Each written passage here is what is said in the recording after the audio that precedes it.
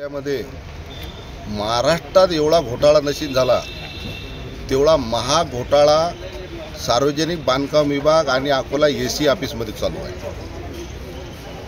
अक्षरशः tender manage करणं आणि स्वतःच्या सोयीनुसार टेंडर देणं।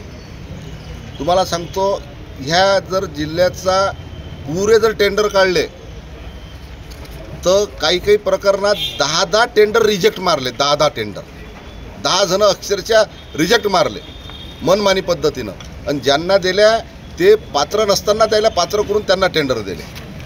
म्हणजे शासनाचं या कार्यकारी अभियंत्यानं आणि अकोला एसीनं शासनाचं करोडो रुपयाचं नुकसान टेंडर प्रक्रियामध्ये केलं।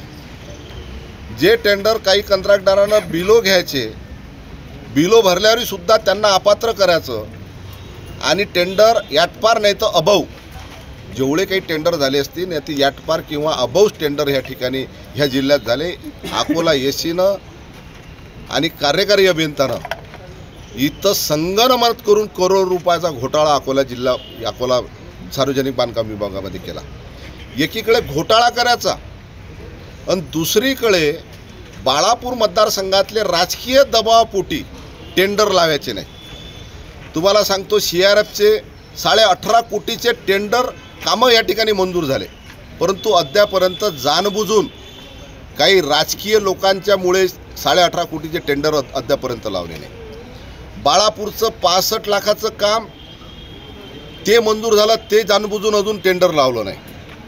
पातूरचं काम मंजूर झालं, साऱ्या जिल्ह्यात आदेश आहे, कार्यकारी अभियंता म्हणते आदेश अद्यापर्यंत आम्हाला तो इथं आला नाही, 15 दिवस झाले। म्हणजे सी ऑफिसमध्ये घोटाळा चालू आहे, एसी ऑफिसमध्ये घोटाळा चालू आहे। सी ऑफिसचं सीचं पत्र तर ती सी गिरीश जोशी होते, त्यांच्या सहीचं पत्र पूर्ण जिल्ह्यात गेलं। पातूर येथे 65 लाख रुपये मंजूर झाले, पण कार्यकारी अभियंता म्हणते अजून ते सीचं पत्र आमच्यापर्यंत पोहोचलं नाही। म्हणजे सी ऑफिसमध्ये बी अनेक प्रकारचे कामकाजात घोटाळे चालू आहे। एसी ऑफिस तर मनमानी कारभार पद्धत चालू आहे। एकीकडे कार्यकारी अभियंत्याला विचारलं की बा आमचे कामं का तुम्ही टेंडर लावत नाही, तर कारण सांगतात की आम्हाला कामाचा व्याप खूप वाढला। आणि दुसरीकडे हिंगोलीचं काम ह्या ठिकाणी कार्यकारी अभियंत्यानं टेंडर लावलं, तेही सुद्धा मॅनेज केलं, ते सुद्धा याटपार किंवा अबाऊच दिलेलं आहे। हिंगोलीचं काम तुम्ही अति करता आणि आमच्या मतदारसंघातले कामं करायला तुम्हाला वेळ नाही। जाणबुजूक करून बाळापूर मतदारसंघाचा दिंडी मार्ग 2019ला मंजूर झाला। 2021ला त्याचा कार्यक्रम आदेश आहे। 2019ला त्याची 24 महिन्याची मुदत होती, 2 वर्षाची।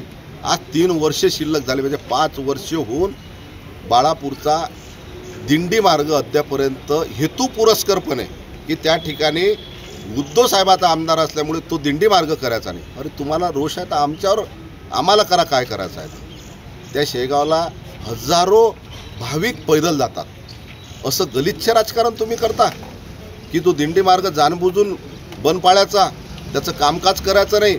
हजारो गजानन महाराजचे भक्त रोज शेगावला पैदल जातात, त्यांच्या पायाला फोळं येतात जाणबुजूनपणे। 3 वर्ष झाले हा दिंडी मार्ग विलंब केला। त्याला मुदतवाढ किती दिल्या? 5 मुदतवाढ दिल्या। 5 मुदतवाढामध्ये एकही मुदतवाढीमध्ये दंडात्मक कारवाई, एकही मुदतवाढीमध्ये दंडात्मक कारवाई नाही। मग कशासाठी मुदतवाढ केल्या? आता त्याच टेंडरचं सुधारित अंदाजपत्रक शासनाला पाठवलं। ज्या कामाचं काम होऊन आज 3 वर्ष पूर्ण व्हायला पाहिजे होते, त्याच्यात आता 20 कोटीची वाढ त्याच्यात करून टाकली। म्हणजे ह्या अकोला सार्वजनिक बांधकाम विभागामध्ये करोडो रुपयाचा घोटाळा ह्या ठिकाणी चालू आहे।